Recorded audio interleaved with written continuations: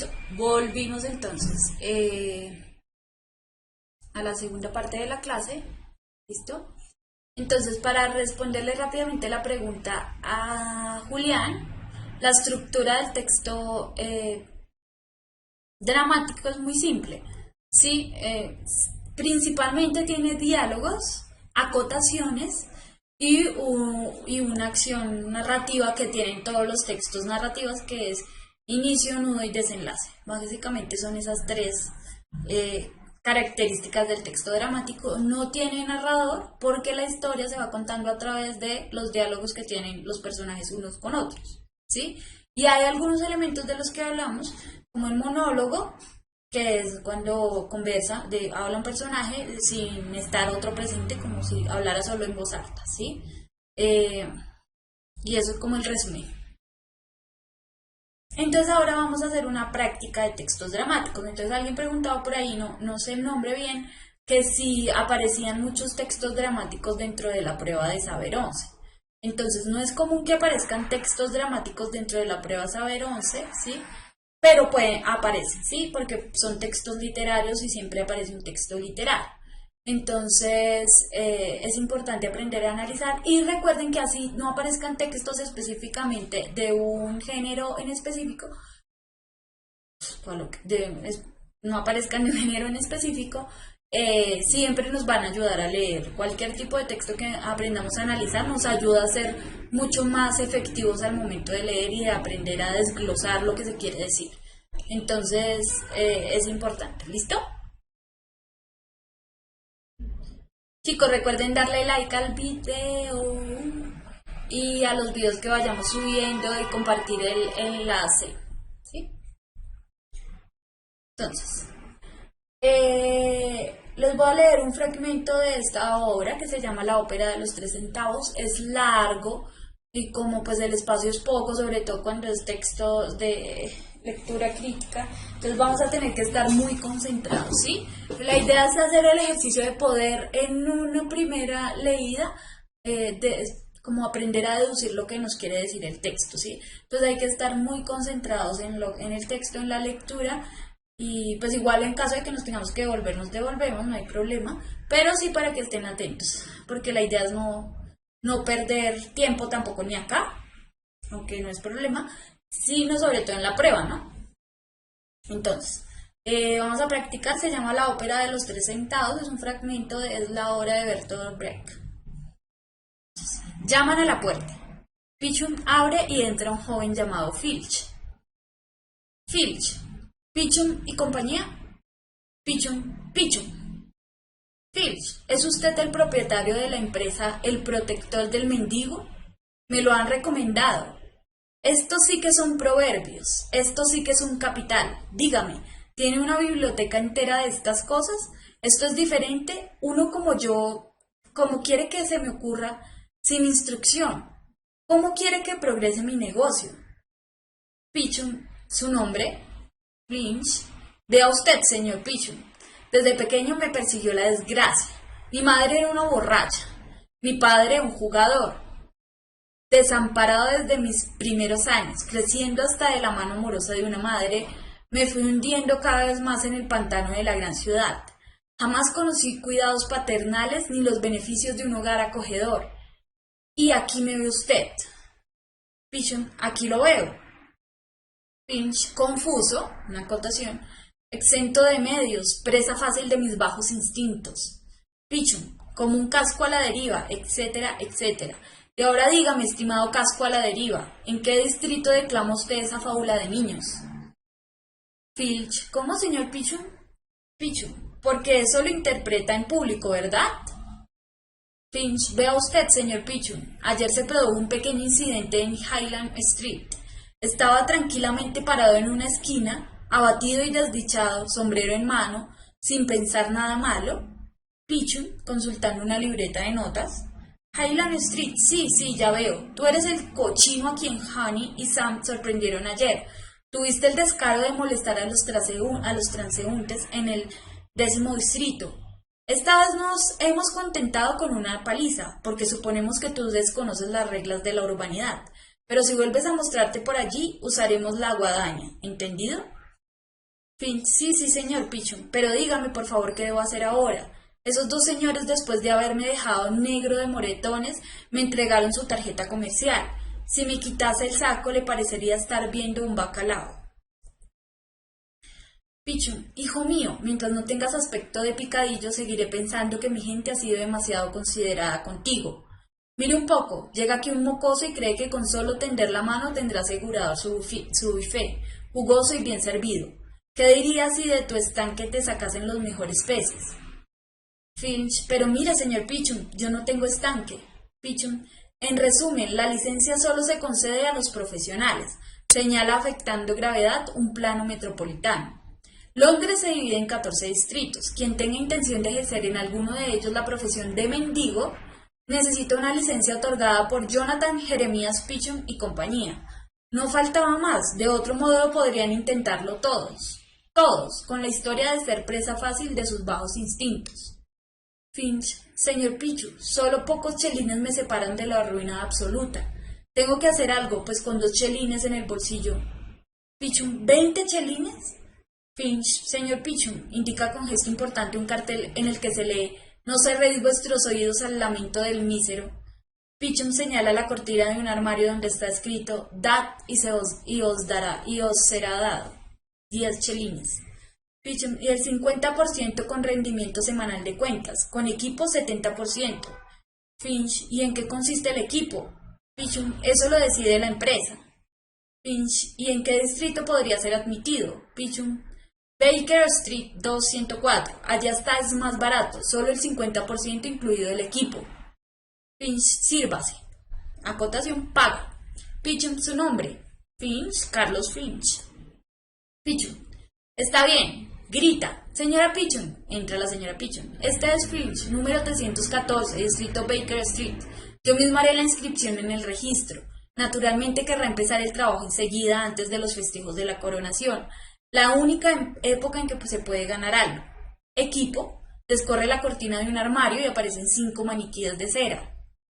Estos son los 5 prototipos de la miseria que tienen la facultad de conmover el corazón humano. Su vista provoca en el hombre ese estado de ánimo antinatural en que se muestra dispuesto a soltar dinero. Equipo A, víctima del intenso tránsito. El alegre paralítico siempre de buen humor, lo imita. Siempre despreocupado del efecto se aumenta con un muñón. Equipo B, víctima del arte bélico. El insoportable hombre de tembleque, horroriza a los transeúntes, trabaja mediante el asco, lo imita. El efecto se mitiga a merced a las condecoraciones de valor. Equipo C, víctima del desarrollo industrial. El ciego digno de compasión, o sea, la alta escuela de la mendicidad. Lo imita caminando vacilante hacia Finch. En el momento en que va a tropezar con el joven, este lanza un grito angustioso. Pichum se detiene, lo mira con asombro y de inmediato se pone a rugir. Tiene compasión, jamás llegarás a ser un mendigo. Un hombre como tú solo sirve para transeúnte. Bueno, veamos el equipo D. Desvístete y ponte esto, pero cuídalo bien. Ahí acaba el fragmento de la ópera. ¿Qué tipo de subgénero dramático entonces es este texto? De acuerdo con lo que vimos antes.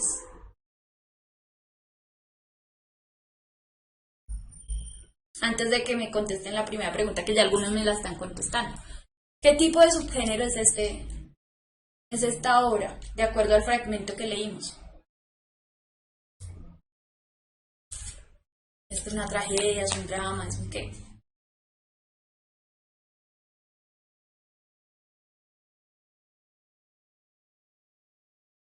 Andrés contesta comedia. David duda entre la comedia, Camilo Pedraza comedia, Andy Blanco drama, Andrea Hernández drama, Noel drama. Uy, se fueron dramáticos.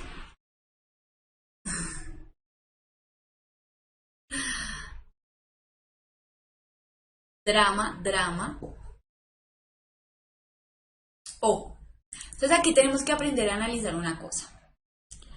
Está hablando de un tema triste, dramático, ¿no? Pero lo hace de una forma cómica. Por tanto, es una comedia, ¿sí? Porque utiliza elementos que deberían ser dramáticos, como es un mendigo, alguien que pide plata, ¿cierto?, para poder sobrevivir, pero lo trata de una forma cómica, porque ¿qué es lo que está sucediendo acá? Y lo que responde a la pregunta número 1, que hay una empresa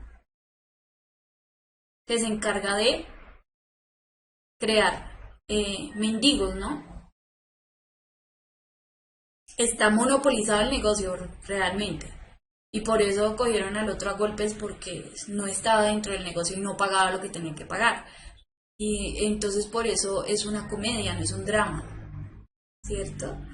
Eh, Porque hasta el momento está ridiculizando todos esos elementos de lo que es pedir plata en una calle, de lo que es ser un empresario, ¿sí?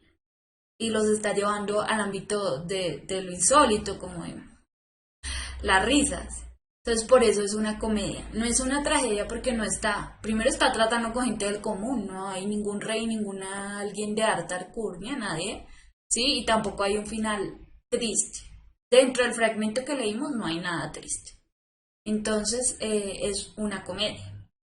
Ahora, siguiendo con eso, y pues ya casi que respondió la pregunta, de acuerdo con el texto podemos decir que Pichun es dueño de una organización de ladrones de la calle, una tienda de disfraces para actores de la calle, una empresa que se especializa en crear mendigos, una fundación que ayuda a personas desafortunadas.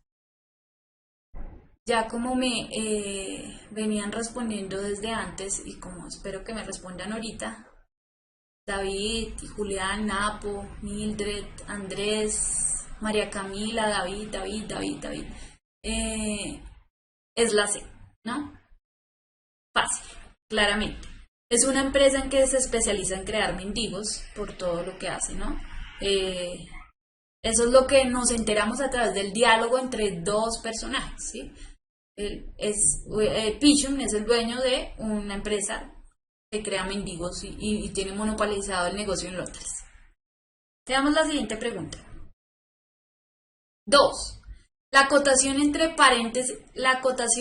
paréntesis dentro del texto funciona para indicar la acción que acompaña el diálogo, aclarar una información dicha anteriormente, resaltar una expresión importante de la escena, mostrar el cambio de voces de los personajes que hablan. ¿Para qué sirve la acotación? Que está entre paréntesis. Un ejemplo de eso es eh, acá, entre la señora Pichu, grita. Todas las acotaciones siempre están dentro de paréntesis. Me dicen la A, la C, es la A, es la A, es la C, es la A, es la C, es la A, es la C, están entre A y C.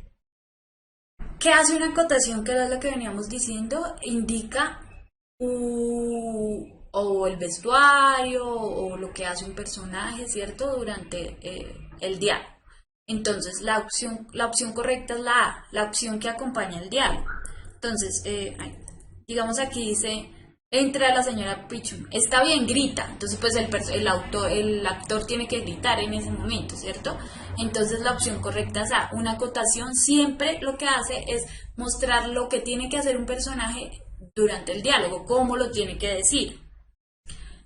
B, aclarar una información dicha anteriormente, no porque no nos dice nada más de lo que ya está diciendo el diálogo. Y la C, que era la otra que estaba ahí como en duda, resaltar una expresión importante de la escena, no porque, acuérdense que lo que resalta una expresión es los signos de admiración, ¿sí? Cuando se pone así como que grita o que dice no sé qué, se pone entre signos de admiración y eso hace que resalte, ¿sí? Y eso ya no tiene que decirlo el autor en una acotación, sino que el mismo sentido del signo de admiración es lo que hace que eso suceda y está dentro del diálogo. Y mostrar el cambio de voces de los personajes que hablan, no porque el cambio de voces se va a través del nombre. Entonces dice Pichon Flinch, Pichon Flinch. Ya uno sabe quién está hablando cuando lee. 3. De acuerdo con Pichon, lo importante para ser un buen mendigo es, que ya me están respondiendo, saber mentir, no tener compasión, tener un buen disfraz o contar una buena historia. De la 2.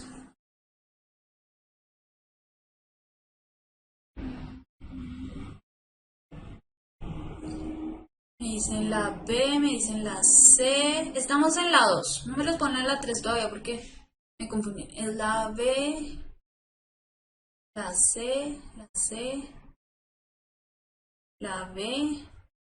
Bueno, entonces empecemos por el inicio del texto. Llega Flinch, le dice al otro que le empieza a echar un cuento, ¿no? Le empieza a decir que él es pobre, que su mamá fue alcohólica, que su padre era un jugador y que no sé qué.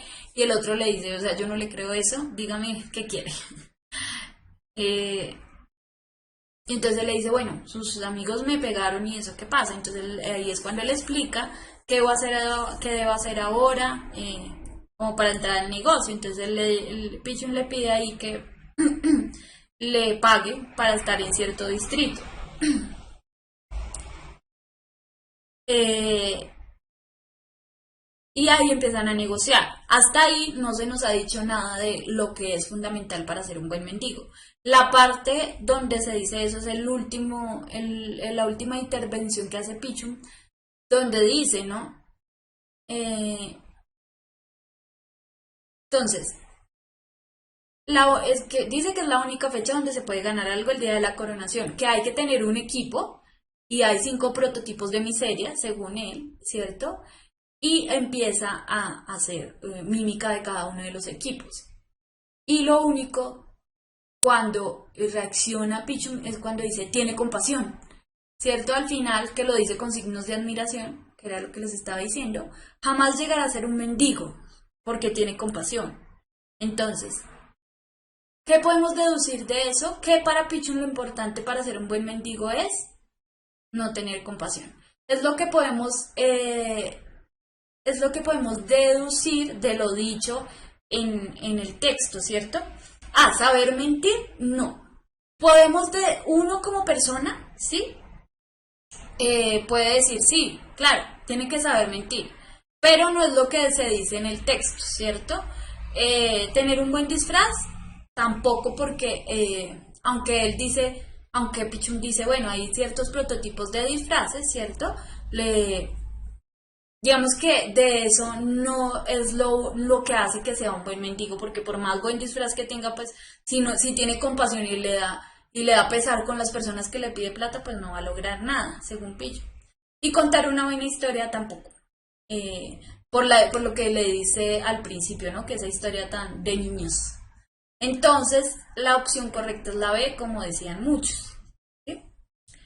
Ahora veamos la 4. De acuerdo a lo que se dedica la empresa Pichum, podemos decir que se reconoce una práctica social en la que se ayuda a los demás para generar el bien común, el valor ético se genera al ayudarse entre todos, se engaña al otro para obtener un beneficio, el esfuerzo de un individuo tiene sus frutos.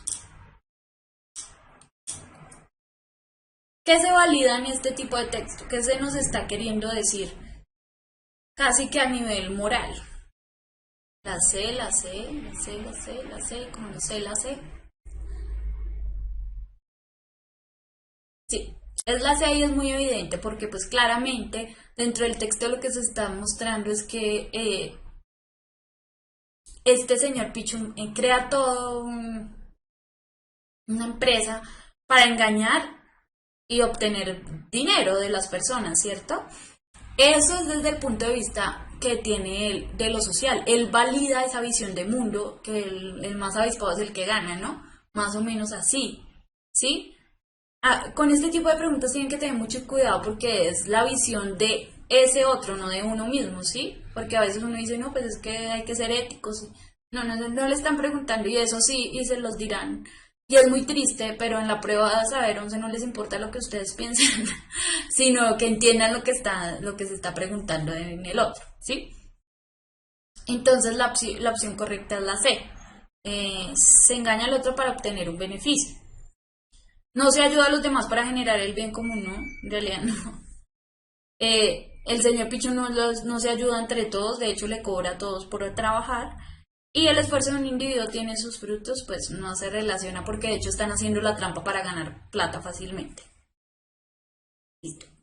Aquí tenemos ya no tenemos entonces un fragmento de una obra, sino lo que dice un personaje, que es Hamlet. Claramente, Hamlet lo conocemos de Shakespeare y este es uno de los monólogos más famosos del mundo porque siempre está ahí como parodiándose en todos lados, ¿cierto? Entonces vamos a leerlo y vamos a ver si alcanzamos a hacer. Yo sé que ya se va a acabar el tiempito, pero bueno, vamos a alcanzar a yo creo que hacer por ahí 3 preguntas y así terminamos la clase. ¿Listo? Entonces, leamos. Hamlet. Ser o no ser. He ahí el dilema. ¿Qué es mejor para el alma, sufrir insultos de fortuna, golpes, dardos, o levantarse en armas contra el océano del mal y oponerse a él y que así cese? Morir, dormir, nada más, y decir así que con un sueño damos fin a las llagas del corazón y a los mil naturales conflictos que constituyen la herencia de la carne, y decir ven, consumación, yo te deseo. Morir, dormir, soñar acaso, qué difícil, pues en el sueño de la muerte, ¿qué sueños sobrevendrán cuando despojados de ataduras mortales encontremos la paz? He ahí la razón por la que tan longeva llega a ser la desgracia. Pues ¿quién podrá soportar los azotes y las burlas del mundo, la injusticia del tirano, la afrenta del soberbio, la angustia del amor despreciado, la espera del juicio, la arrogancia del poderoso y la humillación que la virtud recibe de quien es digno? Cuando uno mismo tiene a su alcance el descanso en el filo desnudo del puñal.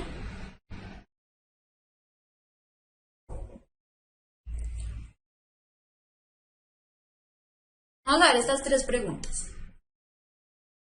1. De acuerdo con el texto anterior podemos afirmar que su tema es. ¿Cuál es el tema de ese fragmento del monólogo? A. La capacidad del hombre de enfrentar las calamidades. B. El sueño como el único alivio para el corazón del hombre. C. El miedo frente a lo que se encontrará más allá de la muerte. D. La duda del hombre de morir para poner fin a sus sufrimientos. David, ¿eso no es género lírico? No, señor, no es género lírico. Esto es un texto dramático, está escrito en diálogo a través de los personajes. Esta es una parte de un monólogo que puede ser en verso, pero digamos que la historia en general está pintada dentro de todo un mundo creado que es Hamlet y el drama, solo que aquí solo tenemos un fragmento. Aquí me están respondiendo la D, 1D, Napo C, Spacewaynet B, Gerson la D.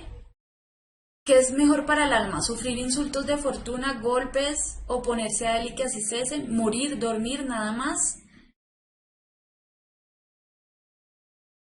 Ven, consumación, yo te deseo. ¿Morir, dormir? Pues en el sueño de la muerte, ¿qué sueños sobrevendrán cuando despojados de las ataduras mortales encontremos la paz?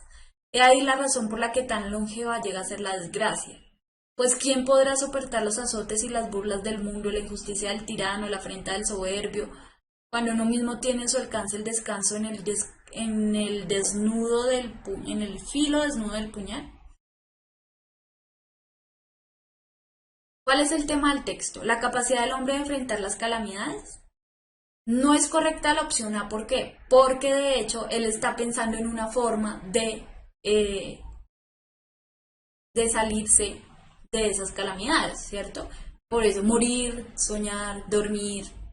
¿Quién se va a aguantar todo esto teniendo a su mano el filo del puñal? ¿Cuál es el filo del puñal en este caso? ¿Cómo es la solución para dejar de sufrir todas esas calamidades? Hamlet no está diciendo superémosla y enfrentémosla, no. Para adelante, no. La opción A es incorrecta. B. El sueño como el único alivio para el corazón del hombre. Ojo, porque aquí lo que se está haciendo, y esto lo vamos a ver más adelante, que sirva como abrebocas, es que hay un mensaje, una cosa es una connotación literal y otra una metafórica. Entonces, literalmente, él no está comparando literalmente el sueño con la muerte, ¿cierto? Los está poniendo al mismo nivel. ¿Qué hace uno cuando sueña? Se desconecta de todo lo que tiene que ver con la realidad, ¿sí? Pero de todas maneras, cuando uno sueña, pues se despierta y vuelve a enfrentarse a todas las calamidades de la vida. En cambio, cuando uno muere, pues ya no se despierta, ya no tiene que enfrentarse nada más. Entonces el sueño no es el único alivio del corazón del hombre y no es el tema del que estamos hablando. Hay un alivio más grande que es matarse, como dice Julián, ¿cierto? Entonces, el miedo frente a lo que se encontrará más allá de la muerte, el tema del texto no es ese, ¿cierto? Él no habla sobre lo que puede pasar después de que uno muera, sino que habla de la duda de matarse ante todas las calamidades. Por eso eh, dice, pues ¿quién podrá soportar los azotes, las burlas del mundo, la injusticia del tirano, la humillación, bla, bla, bla, cuando uno mismo tiene a su alcance el descanso en el filo desnudo del puñal? O sea, me puedo morir y ya. Entonces, la opción correcta es la D. ¿Listo? Vamos a dejar por ahí porque pues ya se pasó el tiempito. Y después entonces ya de pronto volvemos a este texto para terminar las otras preguntas, ¿sí? Espero que les haya servido un poco la clase, que hayan comprendido algunas cosas, que hayan despejado dudas. Ya viene la clase de matemáticas, ¿sí? No se preocupen, ya está el profesor y espero verlos entonces el próximo lunes con una nueva clase de lectura crítica, ¿sí? Eh, y ya, muchas gracias por estar aquí, por habernos acompañado, por ser tan autónomos y tan juiciosos de estar aquí estudiando ustedes. Y pues ya viene la clase de matemáticas sin más alargue y nos vemos entonces el próximo lunes. Un abrazo, chicos.